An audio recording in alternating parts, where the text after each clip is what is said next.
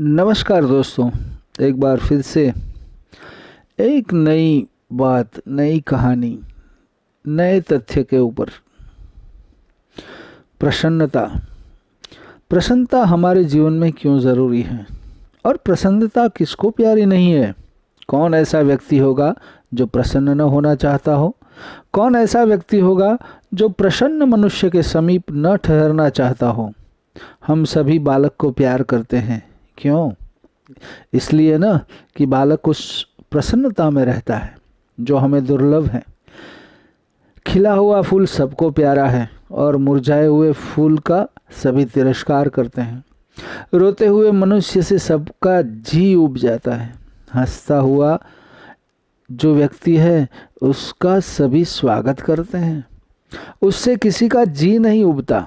जिसका मन प्रसन्न नहीं उसके पास कुछ भी नहीं, और जिसका मन प्रसन्न है उसके पास सब कुछ है। प्रसन्नता शक्ति की परिचायिका है। जिस मनुष्य के अंदर आध्यात्मिक शक्ति है वही प्रसन्न रह सकता है। प्रसन्नता स्वयं उस शक्ति की उत्पादिका भी है। जो मनुष्य जितना प्रसन्न रहता है वह अपना आध्यात्मिक बल उतना ही बढ़ा लेता है। इतना ही नहीं, वह अपनी शारीरिक शक्ति की भी वृद्धि कर लेता है। मन प्रसन्न रहने पर शरीर की अमृत पैदा करने वाली ग्रंथियां अपना काम भली प्रकार से करती हैं और शरीर में उन पदार्थों का प्रवाह जारी रखती हैं जिनसे शरीर अक्षय बना रहता है और बढ़ता है। विरला ही प्रसन्नचित्त मनुष्य रोगी मिलेगा। प्रसन्नता मानसिक तप से प्राप्त की जाती है। बालक की प्रसन्नता प्रकृति दत्त है, पर उसकी प्रसन्नता सहज ही भंग भी हो जाती है। प्रौढ़ मनुष्यों की प्रसन्नता पुरुषार्थ से उपलब्ध होती है, यह साधना से आती है। प्रसन्नता प्रतिकूल परिस्थितियों से नष्ट नहीं होती। प्रौढ़ लोगों की प्रसन्नता ही वास्तविक प्रसन्नता है, क्योंकि वह स्थायी रहती है। इस प्रसन्नता को हम सभी लाभ कर सकते हैं। इसके लिए हमें आध्यात्मिक शक्ति बढ़ानी पड़ेगी। आध्यात्मिक शक्ति की वृद्धि उस शक्ति के बढ़ाने के उपायों को काम में लाने से ही हो सकती है। जिस प्रकार शरीर की शक्ति स्वास्थ्य संबंधी नियमों का पालन करने से बढ़ सकती है, उसी तरह मन की शक्ति भी आध्यात्मिक जीवन संबंधी नियमों के पालन से बढ़ती है। संसार के सभी धर्म ग्रंथों ने इस आध्यात्मिक शक्ति के बढ़ाने के उपाय बताए हैं। भारतीयों ने तो इस विषय का एक विज्ञान ही निर्माण कर दिया है। आध्यात्मिक शक्ति के संचय के 4 उपाय योग वासिष्ठकार ने बताए हैं। वे यह है: सम, सत्संग, संतोष और विचार। मन का अनेक प्रकार से नियमन करना ही सम है। सात्विक उपवास, इंद्रिय निग्रह आदि सम के ही अंतर्गत हैं। सत्संग से कुवृत्तियाँ निवृत्त होती हैं और शुभ प्रवृत्तियाँ सबल होती हैं तथा अनेक प्रकार के सद्विचार मन में उठते हैं जो हमारे मन को काबू में लाने में सहायता करते हैं।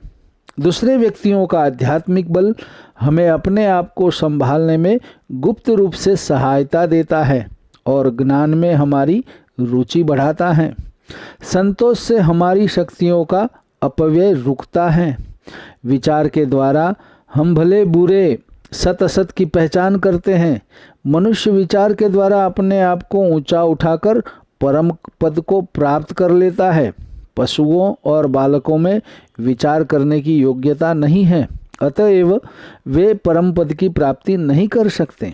यदि हम एक ही शब्द में आध्यात्मिक उन्नति का उपाय बताना चाहें तो इतना ही कहना पर्याप्त है कि सांसारिक विषयों में मन का जाना रोकने से आध्यात्मिक शक्ति बढ़ती है और सांसारिक विषयों में उसके बेरोक टोक जाने से उसकी शक्ति घटती है। भगवान श्री कृष्ण ने भगवद गीता में कहा है: ध्यायतो विषयान पुंसः संगस्ते पुषजायते, संगात सज्जायते कामः, कामात् क्रोधो भिजायते, क्रोधात् भवति सम्मोहः, सम्मोहात् स्मृति विभ्रम, स्मृति भ्रंशात् बुद्धिनाशो, बुद्धिनाशात् प्रणश्यति। ये दूसरे अध्याय का 62वां और 63वां श्लोक है। अर्थात विषयों में रमण करना ही मनुष्य के लिए घातक है। प्रत्येक ऐसे विषय को मन से हटाते रहना चाहिए जो प्रसन्नता में बाधक हो। अपनी हानि पर देर तक नहीं सोचना चाहिए। हानि की भावना प्रसन्नता का नाश कर देती हैं। इससे हमारी आध्यात्मिक शक्ति का भी ह्रास होता है। सब प्रकार की घटनाओं के अच्छे पहलू पर विचार करने से मन की प्रसन्नता बनी रहती है। संसार की प्रत्येक घटना के दो पहलू होते हैं। जिस मनुष्य का मन घटना के बुरे पहलू की ओर चला जाता है, वह अपनी प्रसन्नता को अपने ही हाथों नष्ट कर डालता है। इसके विपरीत जिसका मन अच्छे पहलू पर चला जाता है, वह अपने आप को प्रसन्न बनाए रखता है। प्रत्येक प्रकार की हानि से मनुष्य का कुछ न कुछ लाभ होता है और प्रत्येक लाभ से कुछ न कुछ हानि होती ही है। हानिकारक घटनाओं में लाभ को ढूंढ निकालना बुद्धिमानी का काम है। यदि कोई लाभ प्रत्यक्ष न दिखाई दे तो हमें यह समझना चाहिए कि उसका लाभ तत्काल अप्रत्यक्ष है, पीछे प्रत्यक्ष हो जाएगा। प्रसन्नता एक संक्रामक पदार्थ है। जिस तरह रोग संक्रामक होता है, उसी तरह स्वास्थ्य भी संक्रामक होता है। रोगी मनुष्य अपने रोग का प्रचार आसपास रहने वालों में करता है। इसी प्रकार स्वस्थ मनुष्य को देखकर दूसरे लोग भी स्वस्थता का अनुभव करने लगते हैं। प्रसन्नता का भी यही हाल है। शारीरिक विकार उतने संक्रामक नहीं होते जितने मानसिक विकार होते हैं। एक रोगी मनुष्य को देखकर दूसरा तुरंत रोगी नहीं हो जाता, पर एक दुखी मनुष्य को देखकर दूसरे का हृदय भी दुख से भर जाता है। इसी तरह प्रसन्नचित अथवा हंसते हुए लोगों के समाज में जाकर हम भी प्रसन्न हो जाते हैं अथवा हंसने लगते हैं। इस तरह हम देखते हैं कि मनुष्य अपने आप प्रसन्न रहकर अनायास परोपकार करता है।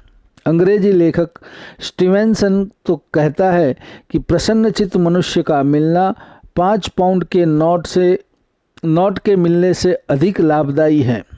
ए हैप्पी मैन और a woman is a better thing to mate than a 5 pound note. मनुष्य जो काम प्रसन्नता की अवस्था में करता है, उसी से दूसरों का वास्तविक लाभ होता है। बरबस चिढ़कर किए गए काम से कोई लाभ नहीं होता। यदि कोई मनुष्य बाध्य होकर दान देता है तो ऐसा दान उसका कोई कल्याण नहीं करता। प्रसन्नता से दिया दान ही दोनों पक्षों का कल्याण करता है। प्रसन्नता की अवस्था में जो कार्य किया जाता है वह त्रुटिहीन रहता है। यदि कोई ऐसा काम करते समय भूल भी हो जाती है तो वह तुरंत दिखाई दे जाती है, किंतु अप्रसन्नता की अवस्था में किए गए कार्य में ऐसी अनेक त्रुटियां रह जाती हैं जो काम करते समय हमें दिखाई भी नहीं देती। मनुष्य को अपने ऊपर उतनी ही जिम्मेदारी लेनी चाहिए जितनी वह प्रसन्नता से उठा सके। अप्रसन्नता आध्यात्मिक और शारीरिक दोनों प्रकार की शक्तियों का ह्रास करती हैं। निराशावादी पुरुष सदा आत्मघात करता रहता है।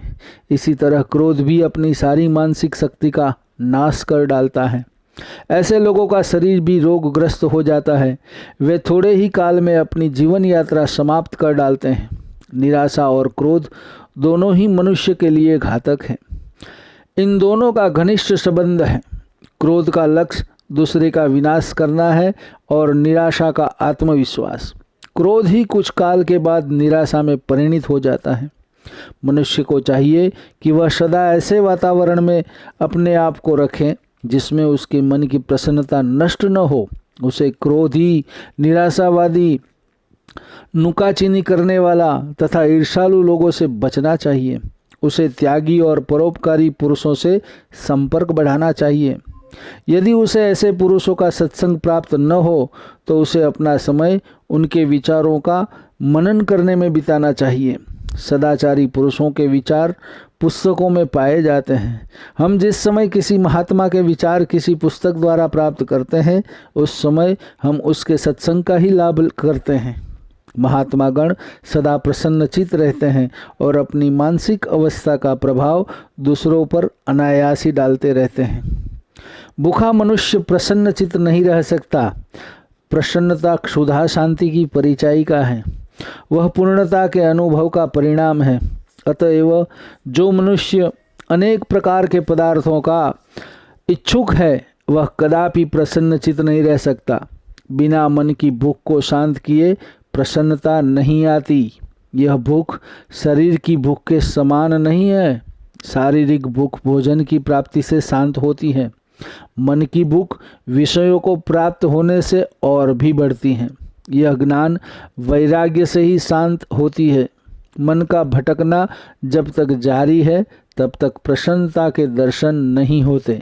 जब मन आत्मा में ही रमण करने लगता है तब उसकी स्वाभाविक प्रसन्नता फूट पड़ती हैं। तो दोस्तों, प्रसन्नता के लिए आपके मन को शांत करना, आपकी भूख को खत्म करना या तो तृप्त करना बहुत ही ज़रूरी है। तो प्रसन्न चित्त रहिए और ज़िंदगी का मज़ा लीजिए। आप निरोगी भी रहना चाहते हो, स्वस्थ भी रहना चाहते हो, हेल्दी भी रहना चाहते हो और धर्म और अध्यात्म के क्षेत्र में भी आगे बढ़ना चाहते हो, तो आपके लिए सबसे ज़रूरी अगर कोई चीज़ है तो वो है मन की प्रसन्नता। तो दोस्तों, ऐसी कुछ छोटी मोटी बातें लेकर आपके सामने फिर से उपस्थित रहूँगा। तब तक मुझे आज्ञा दीजिए। नमस्कार। ओम नमः शिवाय। हरि ओम।